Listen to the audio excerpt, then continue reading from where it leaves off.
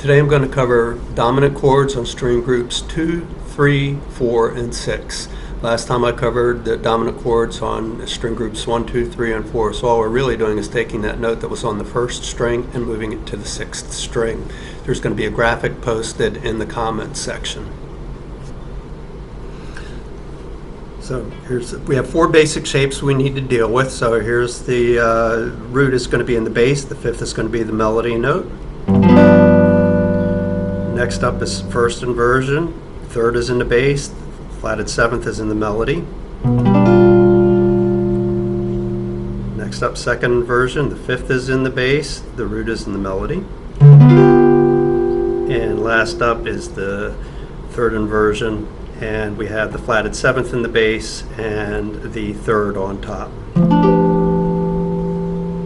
So now to fill in the notes that we're missing from those inversions. So we go to this one. We have the 5th on top. To play the 6th on top, which is going to give us a 13th chord, we simply raise the 5th the whole step. So we're going to put our 3rd finger right here on the 3rd string, 4th fret, and put our little finger on the 2nd string, 5th fret. So one more time. There's the 5th on top and the 6th on top for the 13th chord. 6 equals 13 in musical math. Next up is going to be the flatted 7th on top, so that's that first inversion. So we're just going to do a little jump there from the first inversion to the 2nd inversion.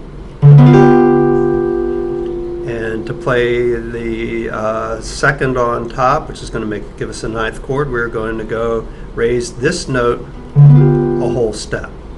And we have to change the fingering once again. Our little finger is going to be on the 2nd string, 10th fret.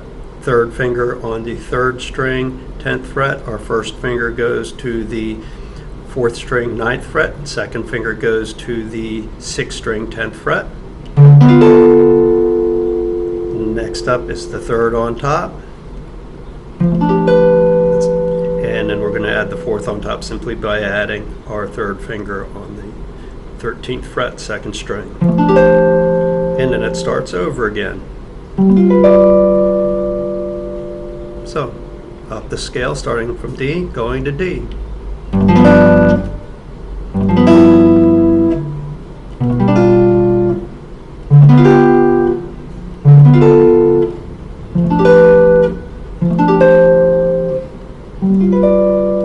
Now, the 2nd version right here is relatively unstable and is not used all that often.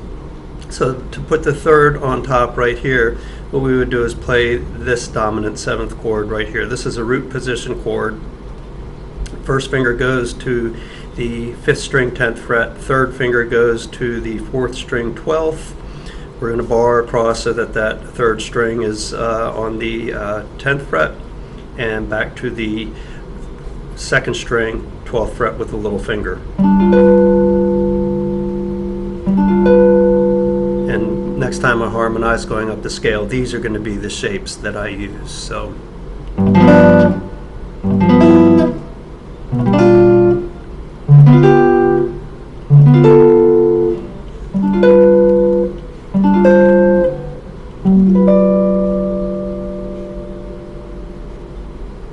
there are some other things that we can do with this chord shape. These are important chord shapes for comping.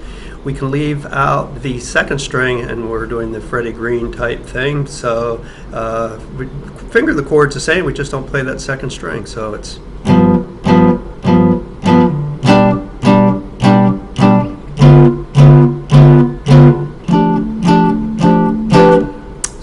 that. We have some double stops if we just play the 2nd and 3rd strings. So there's some cool bluesy things that we can do going up the scale. The same.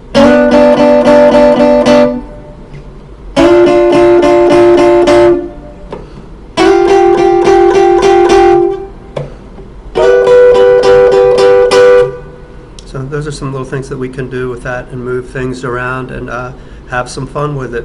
Again, the most stable chords are going to be this one right here, the root position chord, and the 2nd inversion. These are the chords that are used the most often. this one.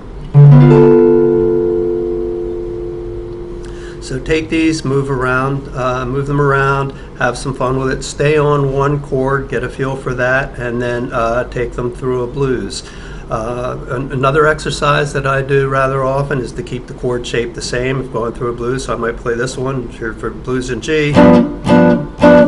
Here's a C7. There's the D7. And you can do this with all the chord shapes.